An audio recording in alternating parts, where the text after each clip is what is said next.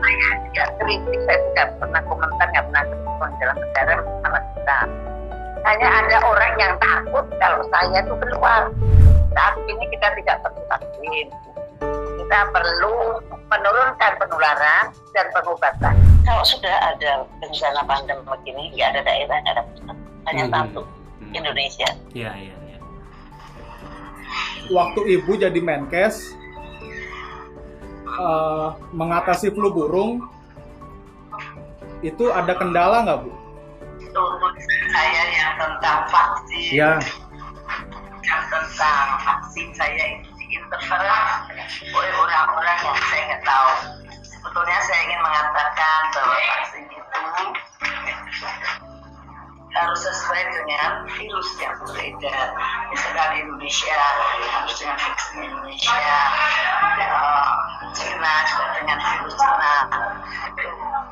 Tapi banyak diinterferensi orang yang tidak bertanggung jawab. Kalau Ibu dikasih kesempatan untuk membantu pemerintah mengatasi COVID, kira-kira apa yang Ibu akan lakukan, Bu? Ya, saya harus tahu data-data apa yang pemerintah lakukan. Kalian dan kita ini kan hanya lihat dari luar. Kita tidak tahu persis pemerintah sudah mengatakan apa. Nah, kalau dengan saya diminta membantu, saya harus tahu data-datanya persis seperti apa dan kurangnya ada di mana dan lebihnya ada di mana. Karena saya di sini kan sangat terbatas apa yang saya terima. Nah, baru di sini kan hanya terbatas. Jadi kalau saya akan mengeluarkan segenap kemampuan saya, segenap kebiasaan saya untuk membantu pemerintah. So far, physical distancing itu bagus, itu bagus. Sebetulnya kalau dilaksanakan dengan baik, nah itu. Tapi harus disertai juga dengan screening yang baik juga.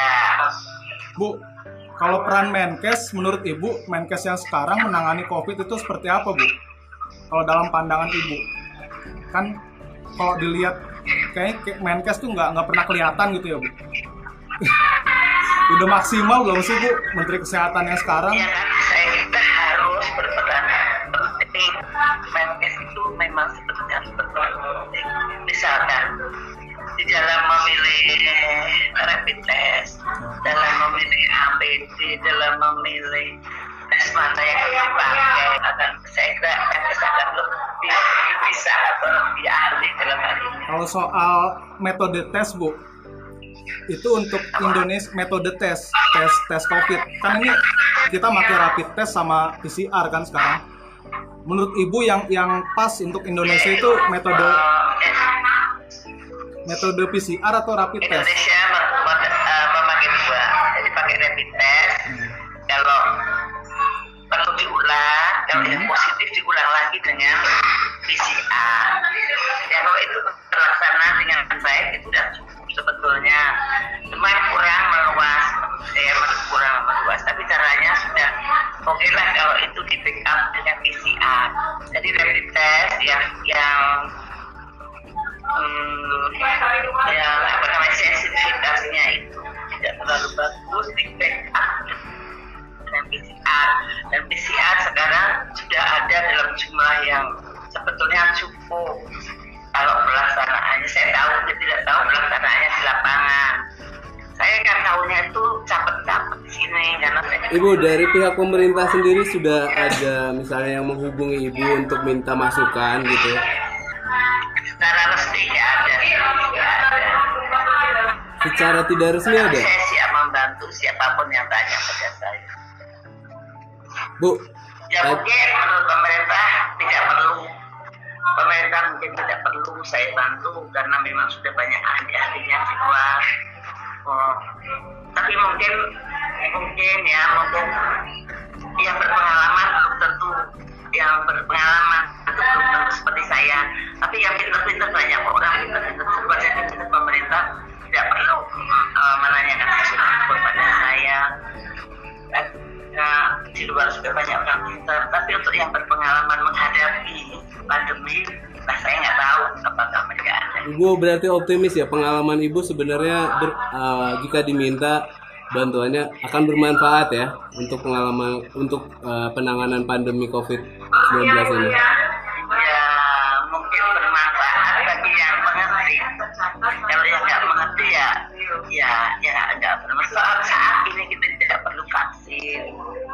Kalau pada saat kita butuh vaksin, ingatlah bikin vaksin dari virus kita sendiri. Jadi kita harus bikin vaksin mandiri. Jangan ada vaksin dari luar. Sudah saatnya kita harus mandiri, apalagi di bidang kesehatan. Ini itu kritik atas ini ya, pernyataan tertulis Ibu yang menyebut kita jangan memakai vaksin virus yang dibikin oleh Yayasan Bill Gates ya. Maksudnya kalau yang dibuat Bill Gates itu kan virus dari Indonesia. Jadi itu klarifikasinya ya. Maksud saya itu. Jadi bukannya saya tidak menjelek-jelekan seseorang pun, dan saya tidak menulis tentang puasa atau apa, tapi penekanannya adalah itu karena memang sekarang beliau lah yang membuat vaksin paling besar di dunia. Maksud saya kalau beliau itu membuat vaksin sekarang, padahal di Indonesia pun virusnya berubah terus. Nah, pasti virusnya kan ya sama dengan yang beliau buat yang Iya. Jadi hati-hati karena itu tidak kompatibel, tidak cocok dengan virus kita misalkan flu. Atau kemudian itu ditumpahkan tulisan-tulisan lain yang saya tidak ngerti.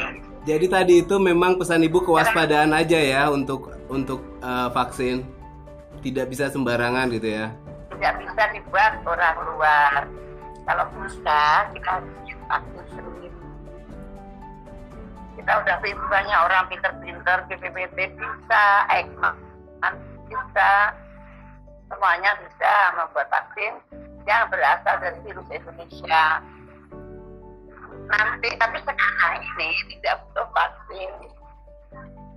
Yang sekarang butuh adalah menekan penularan. Nah, pemerintah dengan PSBB untuk menekan penularan. Dengan segala konsekuensi dan konsekuensi yang lainnya lagi, pemerintah harus memberi makan pada orang-orang yang tidak bisa makan karena PSBB.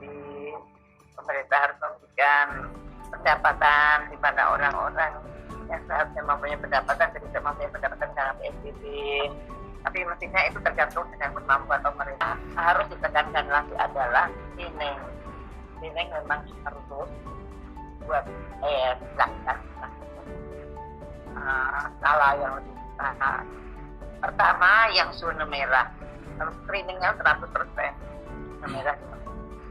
Setelah itu semuanya. Nah, targetnya Pak Jokowi itu 10.000 orang per hari ya, per populasi itu. Itu kira-kira bisa nggak terpenuhi oleh kita? Apa kuncinya supaya target itu terpenuhi kira-kira menurut Ibu? Saya senang sekali Pak Jokowi itu membuat statement itu adalah berdasarkan bahwa dia sudah mempunyai atau membeli PCR, ada 18 PCR baru. Ya, PCR itu bisa memeriksa 500 tes per hari.